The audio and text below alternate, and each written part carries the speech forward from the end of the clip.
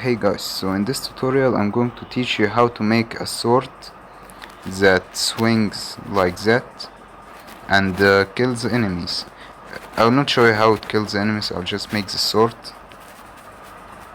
And yeah. So first of all we will start by adding a drawing, and by the way this sword will take a bit of time. It's simple to make but it will take a bit of time. So we will add a drawing and make it in the middle of the player, and then we will only draw in the right side, not in the left or the middle. So we will draw the sword here and I will explain to you why later. So we'll draw something like that, something like this. Okay,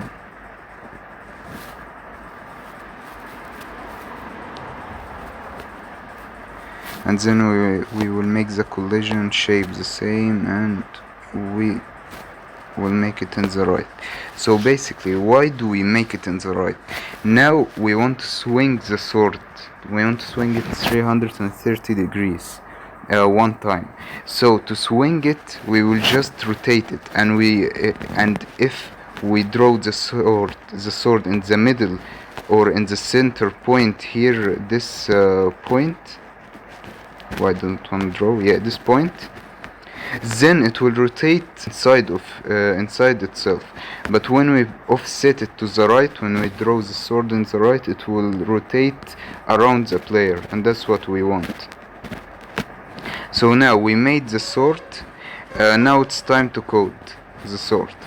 So first of all we will add a variable that is called start. And what does this variable make? When the start variable equals 1, the sword will start swinging, and if it equals 0, the sword will stop. So we made the start variable, and now we will go to rules. We will make a new rule, and now we will start coding. So we will make, when this is created, repeat every number of seconds, and we will make it the least number. Now we will add an if condition which tells if the start variable equals 1, then it will actually start swinging. So if a variable meets a condition, the variable is start and the condition is 1. We will add here, we will modify the variable and we will make it equal 0. So why we did that? It is because now it will swing and we don't want it to repeat swinging. So we want it to swing one time. Oh, this should be 0. We want it to swing one time and then stop. So it will equal to 0. And then, so now we have to do something to the sword. When the sword isn't swinging or we don't use it, we have to make the scale of it a 0. Basically it will disappear. So basically it doesn't hit anything while it's not swinging. And when we use it, we will make it the normal scale because we will use it. So basically what you want to do here, add a new rule and make, when this is created,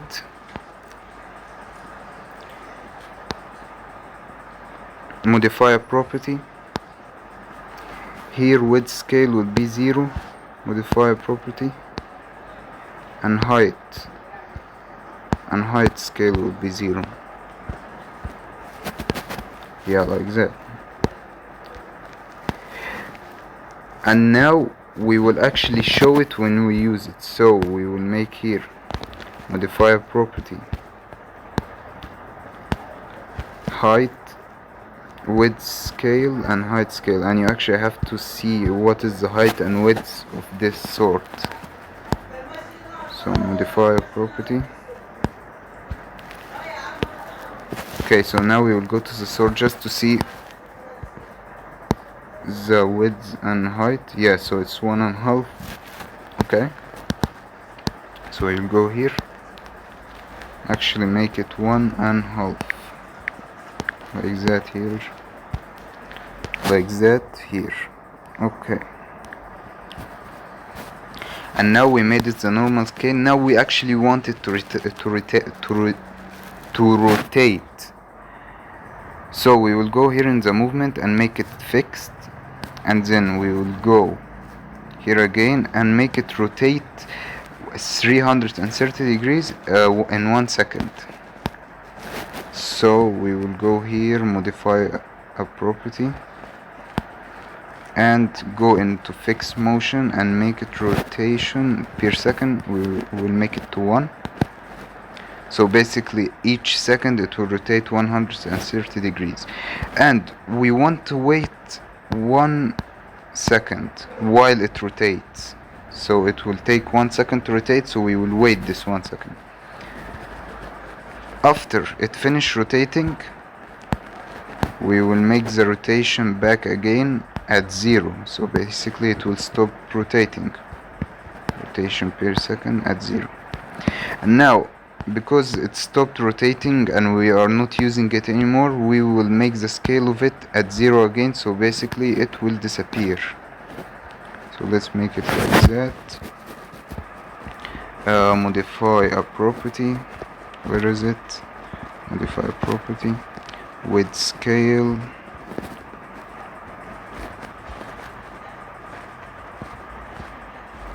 Modify a property.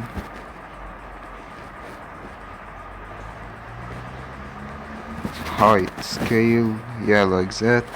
And that's basically should be it, and I will show you how to actually make a cooldown, but after we finish. So now actually nothing will happen because the start is at 0. So if we made the start at 1, it actually should do something. It didn't do anything. For what reason?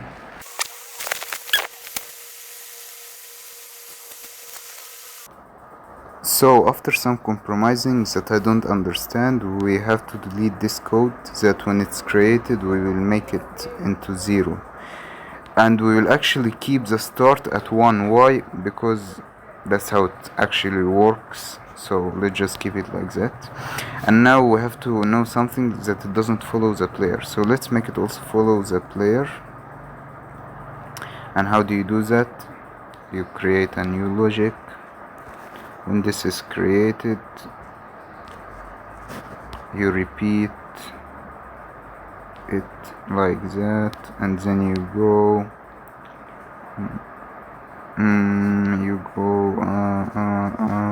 move toward another actor like that. Actually I was wrong, that shouldn't be how it is. Basically you modify a property, you go to X position and you go here and you say that it is the value of a behavior property, and you choose the X position of the actor that created me. So the actor that created the sword will follow its X position. So we are done with that. Then we will repeat that again here. Let's just do like this. Okay, here would be the Y position. Done, because here would be also the Y position. Or let's do it again.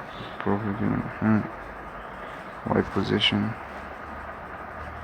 towards that created me. Okay, and now of course the player didn't create the sword because the sword is here. So let's actually make the player create the sword. So we'll delete the sword here and go to the player and make a new logic. When this is created, create a new blueprint, a new actor from blueprint. Okay, like that, and that's it. Now the sword is created from the player, and now let's actually make a button to make the sword swing. So let's go to drawing, go here, something like that, create, just draw anything that looks like a button, hit, yeah, like that, then color it. Yeah, that's perfect. And now we will go here, make it relative to camera. You will go to logic, new logic. When this is tapped, tell actor to perform a response.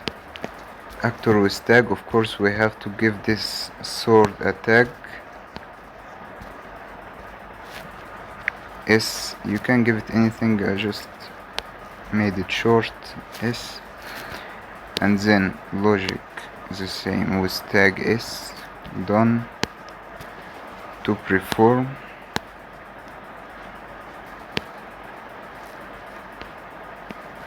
modify the value of a variable.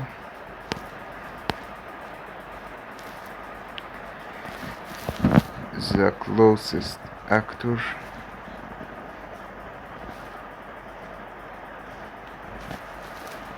with tag S.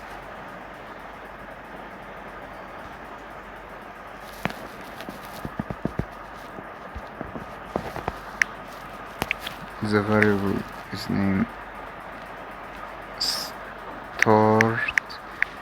So the variable is named start and will equal 1. And I don't think we need this till, so let's just delete it. Tell the actor. So let's see if it works. Yeah, as you can see it works here. And basically when you click, as you can see, the sword works. So what we did here, when this is tapped, modify actor variable, and we made it the closest actor with tag S, which is shortened for sword, to modify the variable of it that is called start, and we will make the value of it 1. That's how we actually start the sword to swing. So now if we want to add a cooldown to the sword, what will we do? We will go to this big code and we will go down again, down. What will we do? We will add here wait. We will add here another wait. Where is the wait? Oh, here, wait. Maybe for half a second.